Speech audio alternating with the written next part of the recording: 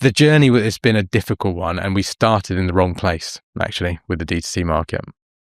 So what was the catalyst to going after the B2B rather than a D2C space? Because I think, like you say, you could look at, there was loads of sort of like D2C brands that popped off there because there was a lot of like home workouts, and there was lots of people who were training that hadn't trained before.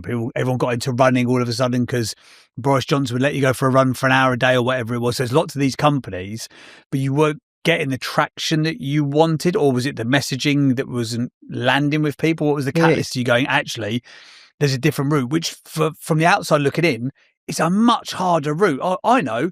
D2C is a bit challenging. Let's just go after all of the best sports teams in the world. That makes logical sense. Well, it makes sense, and it's once you really kind of start to unpack it. But yeah, I get the point from the outside. So D2C, we were getting some cut through, but not enough, and it wasn't progressing as we hoped. And what we realize is because it's that advocacy piece. Like, you have the science all there, you have the product, it all should make sense, but people don't care. Yeah, people don't care about it. Yeah, exactly. Yeah. And we don't have like a big marketing budget. We're a startup company trying to bring something new to the market. And as I said at the time, Warren was speaking to a lot of the guys that he knows who are in pro sports, and they were going, "This is phenomenal. Like, we could use this at the clubs." And we started giving the product to some of the clubs, some of the S&Cs at the clubs, strength and conditioning coaches at the clubs. And they were starting to go, we can use this for recovery. We can use it in ice baths. We can use it in saunas. We can use it on the bus. We can use it on planes. We can use it for injured players. We can use it so many use cases.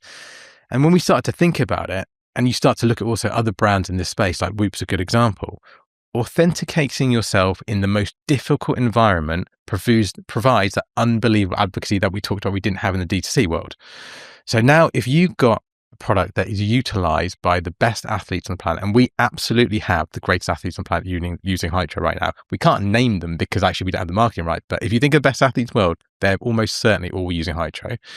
And you have that level of advocacy and that buy-in at the top level, that will translate to DTC market down the line. And also we could sell there as well, and you can sell in bulk. So we sell bulk to clubs B2B. So there's good revenue generation. We're starting to understand a bit more about product development as well, because we get feedback from coaches for improving the product.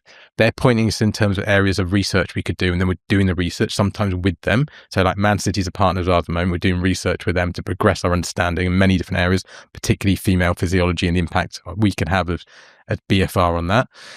So it's a great area for us to test the product, develop as a company, learn, generate revenue, build advocacy credibility, authenticate it, show performance stories, and then move to the D2C market. It's almost like a flow of influence. And what happens off that already, so you do that in pro sports, and then because people are seeing what's happening in pro sports, NASA and SpaceX comes to the table.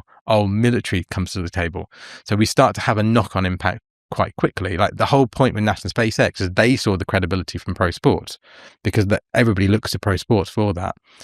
And that accelerated the conversations. We got in front of like NASA, and then they said, okay, SpaceX has got this program, we'll support you for it. And then it moves fast. So if I was doing it all over again, I wouldn't have even bothered testing it with the D2C market. I'd just gone straight to pro sports. And like Whoop is that classic example. High Price is another.